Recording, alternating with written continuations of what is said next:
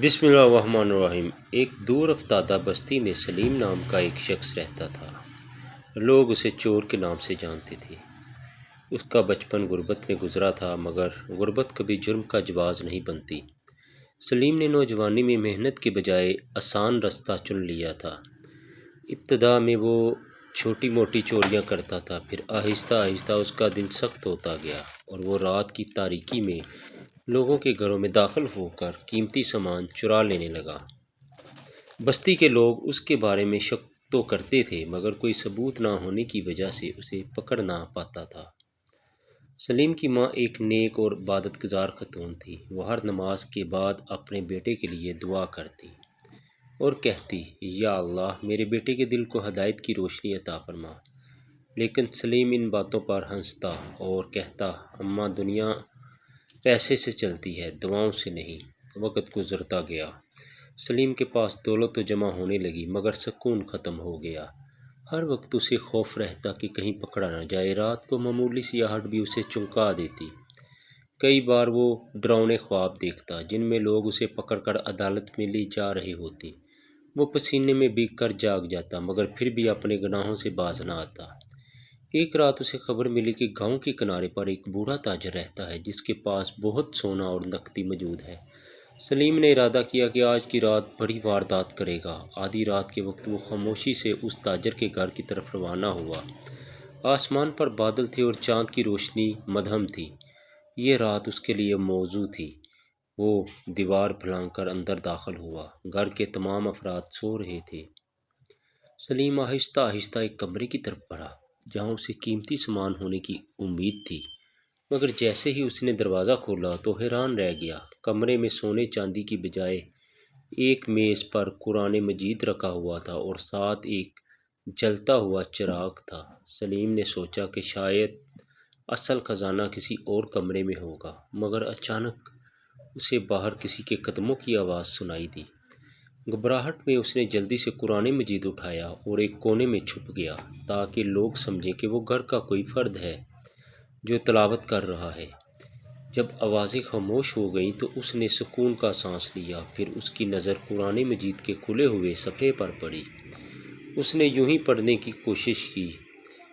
اس کی تعلیم زیادہ نہ تھی، مگر وہ کچھ آیات پڑھ سکتا تھا۔ اس کی نگاہ ایک آیت کے ترجمے پر پڑی، جس کا مفہوم تھا کہ اللہ کی رحمت سے نا امید نہ ہو، بے شک اللہ تمام گناہ معاف فرما دیتا ہے۔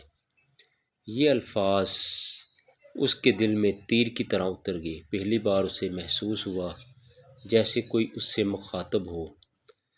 اس نے سوچا، کیا میرے جیسے گناہ گار کے لیے بھی معافی ہو سکتی ہے؟ اس نے دوبارہ پڑھنا شروع کیا۔ ہر لفظ اس کے دل کے بند دروازوں پر دستک دے رہا تھا۔ اسے اپنی ماں کی دعائیں یاد آئیں۔ اسے وہ تمام لوگ یاد آئے جن کا مال اس نے چرایا تھا۔ اسے وہ بچے یاد آئے جو اپنی کھوئی ہوئی رقم پر روئے تھے۔ اسے وہ بوڑھی عورت یاد آئی جس کی جمع پونجی اس نے چرا لی تھی۔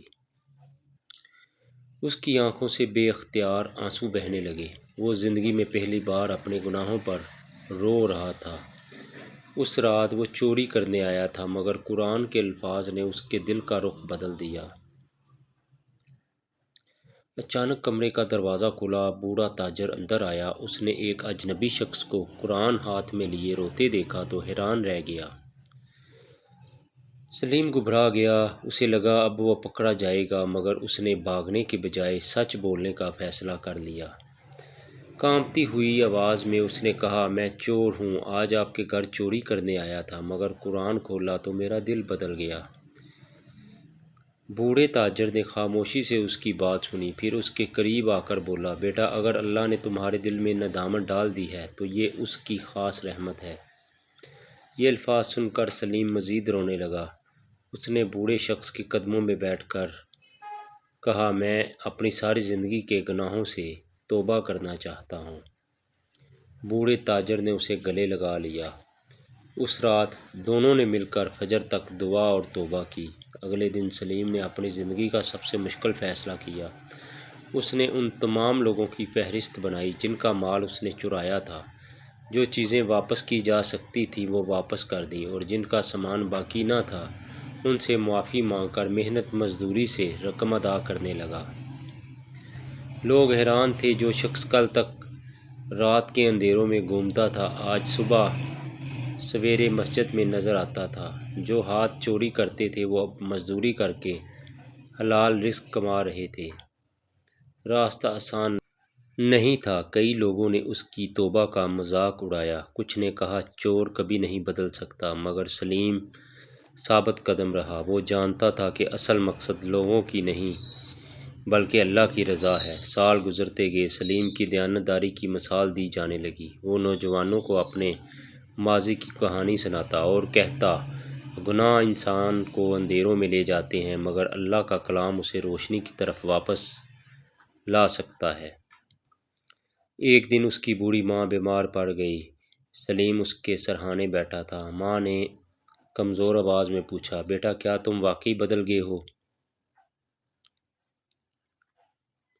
سلیم کی آنکھوں میں آنسو آ گئے۔ اس نے کہا، اماں، جس رات میں چوری کرنے گیا تھا اللہ نے مجھے قرآن کے ذریعے واپس بلا لیا۔ ماں نے آسمان کی طرف دیکھا اور مسکرا کر کہا، میری دعائیں قبول ہو گئیں۔ کچھ ہی دیر بعد وہ دنیا سے رخصت ہو گئی، مگر اس کے چہرے پر اطمینان تھا۔ سلیم نے اپنی ماں کے لیے بہت دعا کی اور مزید نیکی کے راستے پر چلنے لگا۔ وقت کے ساتھ وہ بستی کے معزز لوگوں میں شمار ہونے لگا۔ لوگ اپنے بچوں کو اس کی مثال دیتے اور کہتے، اگر ایک چور قرآن کی برکت سے نیک انسان بن سکتا ہے تو کوئی بھی انسان بدل سکتا ہے۔ سلیم جب بھی قرآن مجید کھولتا تو اسے وہ رات یاد آ جاتی، وہ رات جس میں وہ دولت چرانے نکلا تھا، مگر اللہ نے اسے ہدایت کا خزانہ عطا کر دیا تھا۔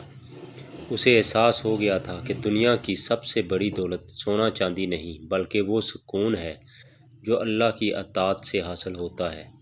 اس کی زندگی کا سب سے بڑا سبق تھا کہ انسان چاہے کتنی ہی دور کیوں نہ چلا جائے، اگر وہ سچے دل سے اللہ کی طرف پلٹ آئے تو رحمت کے دروازے ہمیشہ کھلے ہوتے ہیں۔ ایک چور نے قرآن کھولا تو صرف ایک کتاب کے صفحات نہیں کھلے، بلکہ اس کی قسمت، اس کا دل اور اس کی پوری زندگی بدل گئی تھی۔ ناظرین، ہماری مزید اچھی ویڈیوز کو دیکھنے کے لیے ہمارے چینل کو سبسکرائب کریں، لائک کریں، شیئر کریں۔ اللہ آپ سب کے لیے بہت بہت ثانیہ پیدا فرمائے۔ بہت بہت شکریہ۔ اللہ حافظ۔